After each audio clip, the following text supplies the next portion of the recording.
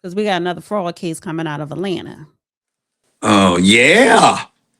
But remember, Trump was trying to commit a crime by getting them to steal the elections when he said, find me 11,000 votes. Like, he literally meant, because what he said, oh, yeah, you're the same folk that don't understand the English language, with your special pronouns, but you want to hold them because during a hot personal conversation, he said, find me 11,000 votes. And they were there all the time. They just didn't find them. So let me play this here. Yeah. A former Atlanta Housing Authority executive pled guilty today in a federal court to collecting more than $300,000 in federal housing and pandemic funds. Channel 2 investigative reporter Ashley Lincoln live now in Fayetteville. Ashley, you were the only reporter in that courtroom today. Yeah, we were inside that courtroom this morning. I can tell you that Tracy Jones, that former senior vice president for the Atlanta Housing Authority, spoke very quietly, mostly answering yes or no questions. But she did agree, telling the judge about the conditions laid out in this plea agreement. One of the details including her using federal dollars to pay herself to rent this Fayetteville home she owns. A former Atlanta Housing Authority employee who asks not to be identified says the allegations leave a lasting stain on the agency meant to help families find stable footing. It's going to make people question everything about the process, the system. On Monday, former Senior Vice President Tracy Jones pleaded guilty to using her position for personal gain. More than $63,000 prosecutors say came after Jones falsified documents to approve her son's girlfriend for federal housing vouchers. Vouchers used to rent a Fayetteville home Jones owns. Court documents say Jones even staged a domestic violence incident to help secure voucher approval down in Fayetteville. Not only were you getting the voucher and giving to the family member was renting your house. So you're double dipping. Court records also say Jones used a fake name and business to pocket around $36,000, this time in pandemic relief dollars. Then in 2022, authorities say Jones falsified paperwork again, this time to secure nearly $300,000 in a Federal Housing Administration mortgage on that same Fayetteville property. Not only did you take a voucher from a family, that house, your own home, was serviced by the agency that you work for. And again, Jones pled guilty to conspiracy to commit theft of government funds, wire fraud, and credit application fraud. Now, a judge could sentence her to up to more than 20 years in prison. That is up to the judge's discretion. The judge will formally sentence her in May. Reporting live tonight in Fayetteville, Ashley Lincoln, Channel 2 Action News. Correction, it's not up to the judge's exclusive discretion. He has guidelines he has to follow. To explain what the guidelines are about, I'll ask anybody listening, what are you going to be paying IRS and taxes this year or getting refunded to you? You don't know. Why? Because you haven't filled out your 1040 form yet. It's the same thing with the sentencing guidelines. The judge has to go through the form, essentially fill it out, and based on what the answers are that calculate using the formulas that he has provided, that's what the sentence is. There will be a range in there, but he's pretty much locked into what the guidelines say. Now, we're going to have WW 2.0, Wade Willis 2.0, because this is what's been going on in that big picture there. That's what was really happening. What else are we getting? We see all of this thing we just got through discussing in another episode of the show about voter ID. This is to make it easy for the Democratic Party type to get elected or appoint somebody or get elected so they can appoint somebody who can steal like this. This is endemic. It's going on in Memphis, Tennessee, Shelby County, Tennessee. It went on in Jackson, Mississippi. Allegedly, they haven't been proven guilty beyond a reasonable doubt yet. It's going on in New York. Look what happened where, on a technicality, Tish temporarily escaped from the consequences of her doing it. It's so endemic. You're going to find this in California, too. All kinds of places. New York. I'm waiting to see what comes out of Mandani's thing. when we get into it. I mean, it's like there's set up situations that are so rife for people to come in and steal. And then they hide behind the Somalis. No, you can believe that with that kind of corruption going on, there is a ladder that goes from the bottom all the way to the top, perhaps the gubernatorial mansion, perhaps all the way down to precinct captains where people are getting something under the table crookedly because they are setting up somebody who is willing to take the upfront chances. But this is what I want to see because, this administration, of course, they know they're going after the fraud mainly on the Democrat side. However, this should be equal on both sides because people who are registered Republicans, I'm not saying they work for the Trump administration, but even on the state level, commit fraud too. Brett Favre, he had a big SNAP fraud. I believe that was in Mississippi or Tennessee. So there's fraud across the board, no matter what background, whether you're a citizen or immigrant, black or white, it does not matter.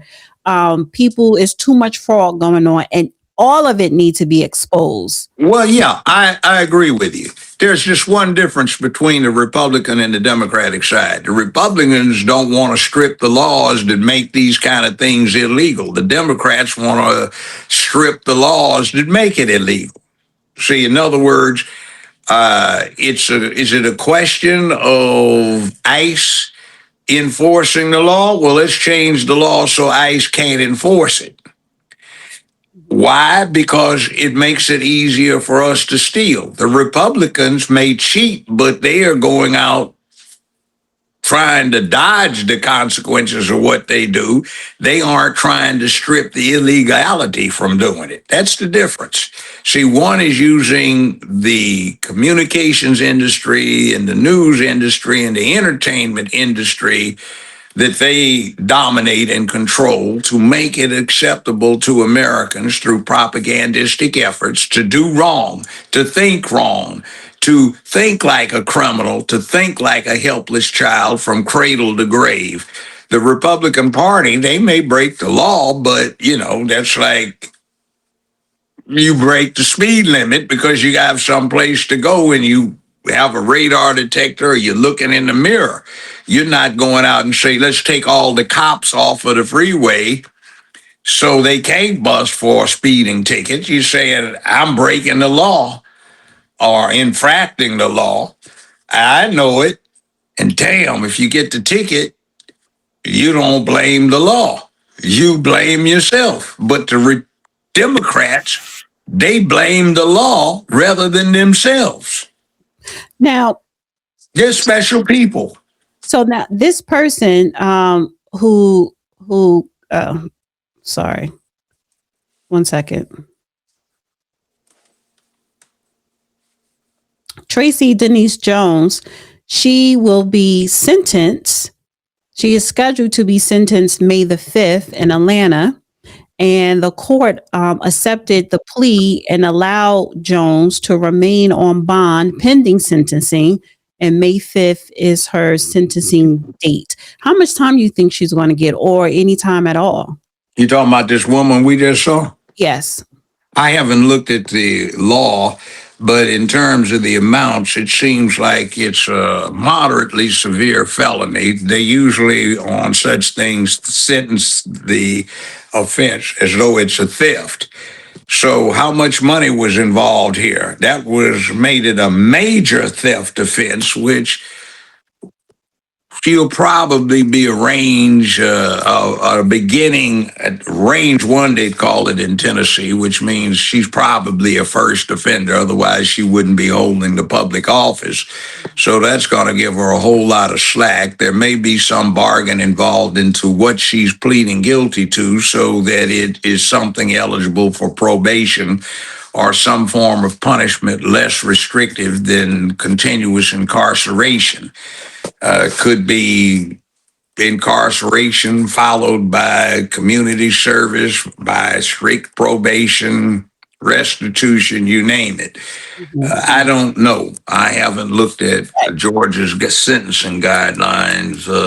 Well, I will say this. So $36,000 in Section 8 housing payments, $27,000 COVID relief funds, and she secured a $219,000 mortgage through false statements. Okay, now how much would you get in terms of you just went out and stole $350,000 from something or somebody?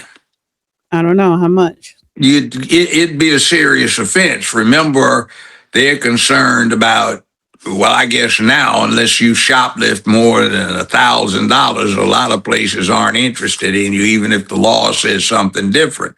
Mhm. So $1,000 versus $350,000, that's a significantly greater offense.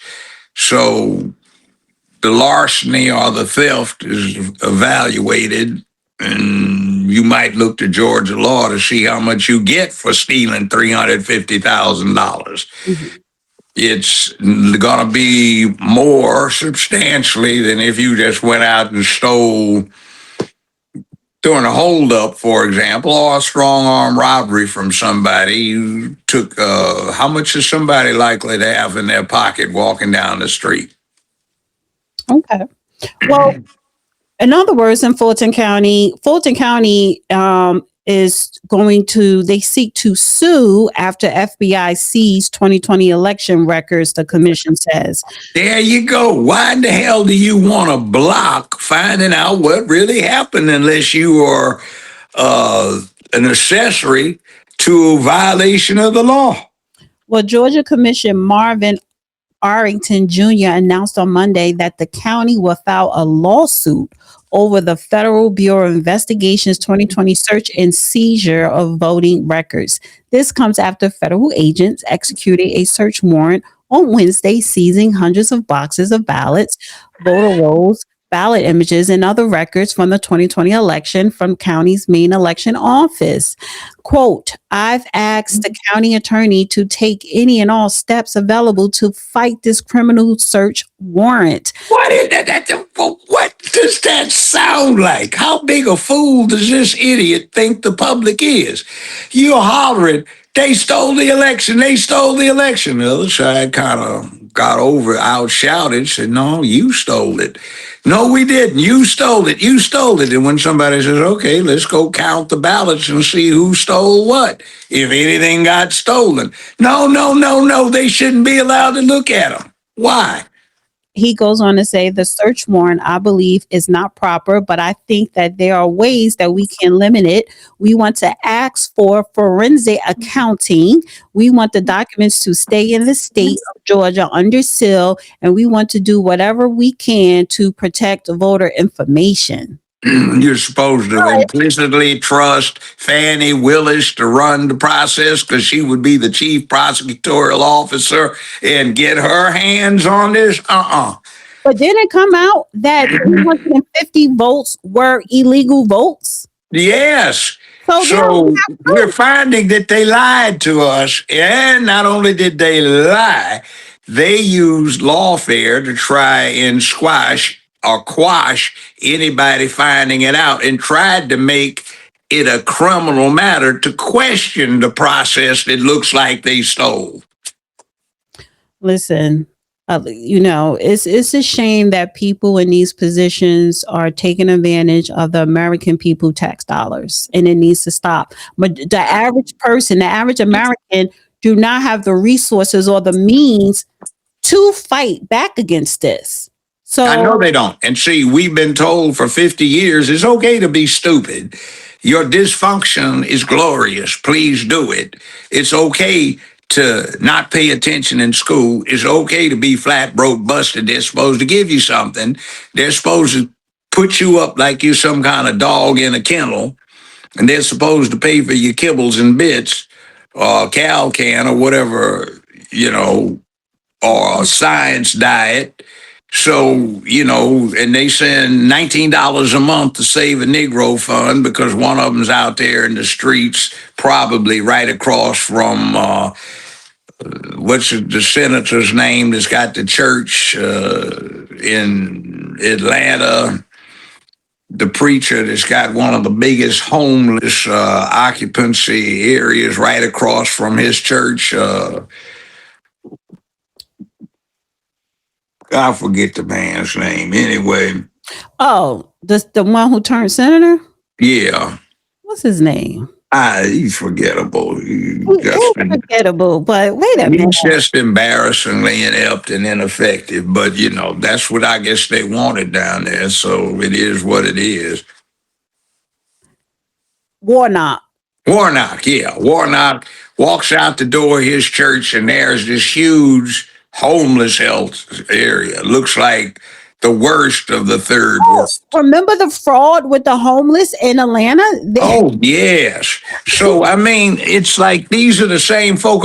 Oh, my God, it's criminal that they want to check and show that we are lying. Oh, what? Right. See, that's what I meant about it. It's not that Republicans don't break the law. The Democrats don't want any consequence to breaking the law written into, or they want all consequence stripped from the laws. The Republicans will take the chances, like men or women, but the Democrats, they're like kids. They say there should be no consequences for us doing wrong. We get a timeout, not even really a timeout, just a scolding. There. You shouldn't have done that. Now, that's bad. Now, we'll give you a $5 million deal to let somebody ghostwrite this book about what you did. Right. All right. One more thing I want to And one other thing, too. The Democratic Party has implemented something I think stinks to high heavens. If you are or were an ordinary office holder, judge, mayor, governor, senator, and you got in trouble, you had to pay for your own attorneys. Now these bozos have got it set up so the public has to pay for defending them. Mm-hmm. They go out and hire the most expensive counsel they can find to be represented by, and the people pay for it. I think they need to pay for it out of their own pockets.